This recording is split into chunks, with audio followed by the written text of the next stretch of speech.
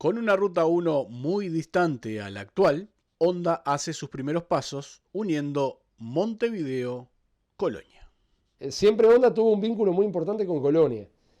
Estamos hablando de que la ruta 1 en aquella época no es lo que es hoy en día. Si hoy en día uno pone 1 hora y media, 2 horas en llegar a Colonia, son casi 200 kilómetros. Él cuando empezó con una cachila, era una cachila adaptada a un chasis alargado y con eso corrían. Tengo un amigo que es experto en rutas y él un día me estuvo mostrando cómo fue el recorrido que hacía Peraza hasta allá y había que ponerse en los zapatos de ese hombre, porque estamos hablando de que en aquellos años, estamos hablando de principios de los 30, si se rompía algo no era como ahora que uno llama al Automóvil Club y lo vienen a buscar. Había que ser mecánico, había que ser chapista, había que ser carpintero, había que ser, no sé, había que ser medio multiuso, porque estamos hablando que lo que era también la tecnología de los motores a combustión, o sea, los motores a nafta, no era una tecnología muy moderna. Estamos hablando que acá los primeros ómnibus llegaron en 1914.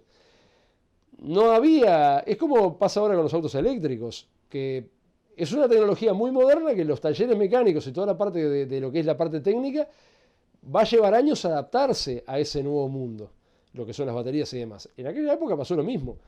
No cualquiera entendía cómo funcionaba un motor. No es como ahora que uno se le rompe el auto y lo lleva a cualquier lado.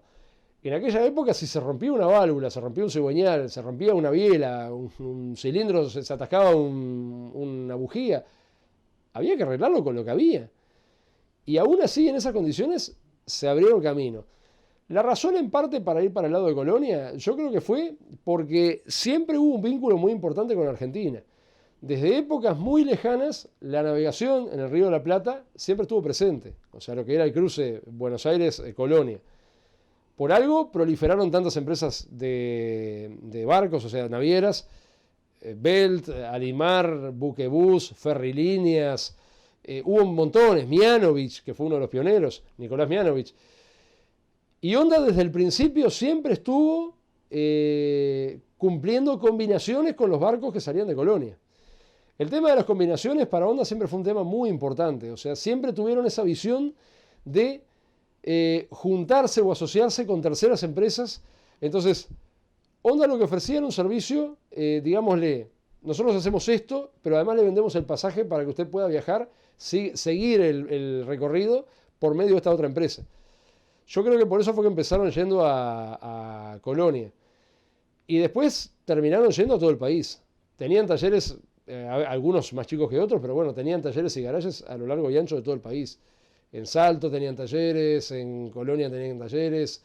En casi todos los pueblos tenían una dependencia donde o había un garaje o había algún lugar para hacer un recambio de neumáticos o para hacerle un mantenimiento preventivo al ómnibus.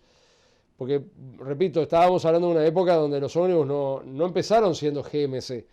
Los primeros ómnibus de Honda, hay toda una flota de ómnibus muy grande que tuvo Honda desde que comienza con esa fusión de varias empresas chicas hasta que se comienza la época del GMC, que se termina por estandarizar recién el GMC como ómnibus ya sea a los años 60, con la llegada de los Silver, que se buscó de alguna manera, cuando llegan los Silverjet, el PD4106, se busca de alguna manera estandarizar la flota y empezar a retirar todos esos ómnibus únicos que había. Ahí es que se van los ACD Febril, que se va el 180, que era el Leyland Harrington, que se van los Aerocoach, que se van los Alfa Romeo Tubocar, porque habían demasiada cantidad de ómnibus diferentes y Honda buscaba un poco, que es lo que ocurre en cualquier empresa, cuando uno tiene una gran variedad, se encarece porque uno tiene que comprar repuestos para una amplia gama de vehículos. Entonces, lo que se hace es buscar, de alguna manera, formar una especie de flota que sea paralela, que sea estándar, para bajar el tema de lo que son reparaciones de carrocería, repuestos y demás. Nunca alcanzó a tener una flota estándar y en la década del 70 incorpora carrocerías nacionales. Nunca llegó a tener una flota estándar, porque ya hace los años 80 fue que empezó bueno, hace los 70 empezó a incorporar carrocerías nacionales. Pero Fue una empresa que tuvo muchas subidas y bajadas, digámosle, en lo que era. Tuvo ómnibus de todo tipo y colores. Tuvo hasta 3 Leyland Harrington, Ford Tames Trader, de carrocería Harrington de Amdet, que eran ómnibus pensados para uso urbano y Honda los terminó transformando en carreteros. Tenían esas cosas. Era una empresa que contaba con una capacidad de mano de obra muy importante y eso les permitía que agarraban cualquier cosa y la transformaban. Hasta llegaron, lo digo como una anécdota, llegaron a transformar un auto de la pista del 8 del Parque Rodó en un auto de calle para los hijos de Pedro Berro, y con ese auto compitieron en una competencia de vehículos en Punta del Este de autos para niños y ganaron el primer premio. Con proyecto de rutas y coches de la época, el tiempo en unir Montevideo-Colonia era de 6 horas aproximadamente. Si hoy en día se pone 1 hora y media, 2 horas, ahora con los radares capaz que un poco más, y yo calculo que demorarían 6, 7 horas, y habría veces que tendrían que pernoctar en algún lado y seguir al otro día. Lo que pasa que era otro país. Estamos hablando de que el ferrocarril llegó a Colonia en 1901, pero también por ferrocarril no era fácil llegar. O sea, se demoraba en ferrocarril y se demoraban 4 o 5 horas también en llegar. La línea ferroviaria de Colonia nunca fue una línea que se caracterizara por ser muy recta, daba muchas vueltas.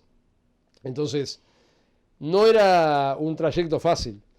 Y al resto del Uruguay también, porque de la misma forma que la Ruta 1 era un trillo, el resto de las rutas tampoco eran gran cosa. Honda fue justamente la que permitió a grandes rasgos la mejora sustancial de la caminería.